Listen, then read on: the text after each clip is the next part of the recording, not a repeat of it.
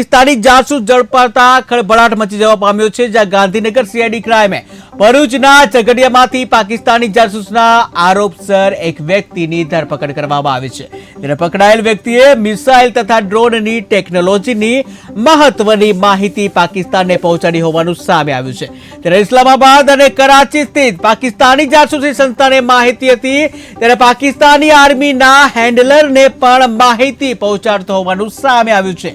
ત્યારે Facebook, Instagram અને WhatsApp દ્વારા માહિતી પહોંચાડવામાં આવતી, જ્યારે ભરૂચમાં સીઆઈડીને મોટી સફળતા મળી છે. મોટી આ પ્રકારની માહિતી મળી જાય છે, કોણ ક્યાં નોકરી કરે છે. એ આધારે એ લોકો જો પોસિબલ જો પ્રોસ્પેક્ટિવ કેન્ડિડેટ્સ હોય એ લોકોને કોશિશ કરે છે ટાર્ગેટ કરવા માટે. એ પ્રકારના ઘણા લોકોને ટાર્ગેટ કર્યા હશે, એ બધા તપાસમાં ખબર પડશે. એ જો વ્યક્તિ છે પ્રવીણ, એ પણ અગાઉ હૈદરાબાદના એક સંસ્થામાં કામ કરતા હતા. એ આધારે એને ટાર્ગેટ કરવામાં આવે છે.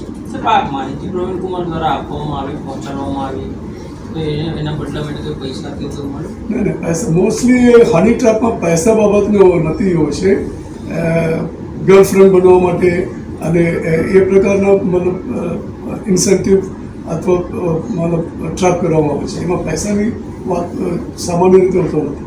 સર, જે આઈડીથી વાત કરવામાં આવતી હતી, આઈડી શું હતું, કઈ એ બધા શેર કરી શકે નહીં ને. આઈડી શું છે, મોબાઈલ નંબર શું છે, વી કેનોટ શેર. લેડીઝ કે જે પણ કોણ હતું, કયા નામથી એ વાત શું? કયા નામથી વાત કરવામાં આવતી હતી? આ સોનલ ગર્ગ નામે અમે અગાઉ કીધું. એક વર્ષ ત્યારે કોનો સંપર્ક હતો કે હમણાં જ સંપર્ક થયો છે? છેલ્લા 3-4 મહિનાથી કદાચ. ધરપકડ થઈ, હાજી, જેની ધરપકડ થઈ એ સિવાય કોઈ